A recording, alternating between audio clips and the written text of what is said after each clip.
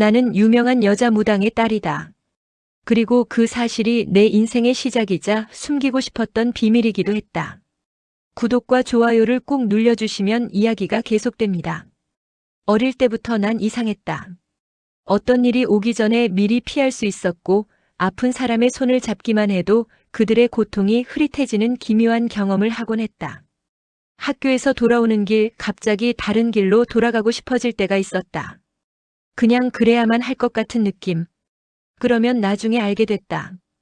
평소 다니던 길에 사고가 났다거나 누군가 다쳤다거나 하는 일들을. 그럴 때마다 소름이 돋았지만 동시에 이게 나구나 싶기도 했다. 엄마는 가끔 내 손을 잡으며 말하곤 했다. 내 안에 신기의 흐름이 있다. 언젠가 그 힘이 너를 어디론가 데려갈 거야. 그때는 그냥 엄마가 하는 말이려니 했다. 하지만 나이를 먹을수록 그 말의 무게가 점점 더 무겁게 느껴졌다. 그 말의 의미를 이제야 조금씩 알아가기 시작했다. 최근에야 들은 충격적인 이야기. 나는 엄마와 아빠의 친딸이 아니었다. 그리고 내 친부모는 중국의 권세가 혹은 왕권 다툼 속에 휘말린 왕족 중 한 사람이었다는 것. 권력 싸움에서 도망쳐 나를 한국 땅에 몰래 숨겨야만 했다는 이야기를 들었을 때 나는 숨을 멈춘 채로 오랫동안 가만히 앉아 있었다. 그 순간 내 안에서 뭔가가 무너지는 동시에 다시 세워지는 느낌이었다.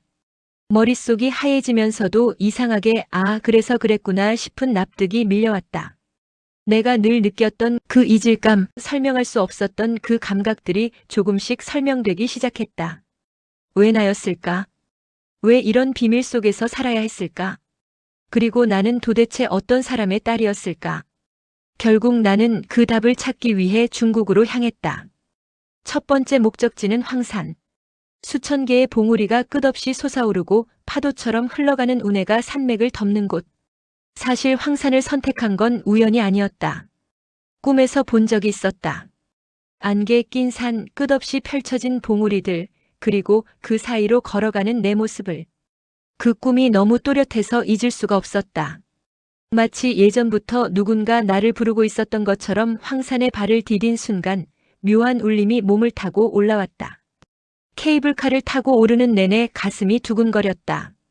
무서움도 설렘도 아닌 뭔가 오래 잃어버렸던 걸 다시 찾아가는 느낌이었다. 일출을 보던 순간이 특히 잊히지 않는다. 먹빛 같은 새벽이 서서히 붉어지고 구름바다가 금빛으로 물드는 그 시간. 나는 혼자 그 자리에 서 있었다. 차가운 바람이 얼굴을 스치고 주변 사람들의 감탄 소리가 들렸지만 나는 그저 그 장면을 바라보고만 있었다. 눈물이 날 것 같았다. 왜 우는지도 모르겠는데 눈시울이 뜨거워졌다. 나는 마치 내가 태어나기 이전의 기억, 아니, 내가 모르는 세계의 그림자를 보고 있는 것 같았다. 내가 꼭 돌아와야 할 이유가 있다. 누군가 속삭이는 듯한 느낌. 바람 소리일 수도 있고 내 마음속 목소리일 수도 있지만 그 말이 너무 선명하게 들렸다. 아니, 어쩌면 내 안의 신기가 나에게 알려주고 있던 건지도 모른다.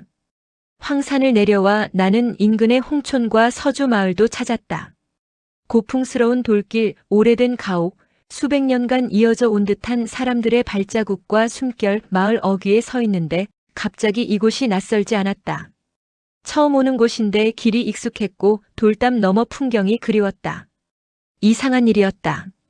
마을의 물길을 따라 걷다 보면 마치 과거의 나 혹은 내 부모가 이 길을 걸었을지도 모른다는 묘한 기시감이 스쳤다. 이 좁은 골목을, 이 징검 다리를 누군가 나를 안고 걸어갔을지도 모른다는 생각에 발걸음이 느려졌다. 그리고 문득 깨달았다. 내가 찾고 있는 건 단지 출생의 비밀이 아니라는 것을. 그 비밀 속에 숨어있던 나라는 존재의 이유였다. 나는 왜 태어났을까? 왜 이런 힘을 가지고 태어났을까? 왜 이렇게 숨겨져야 했을까?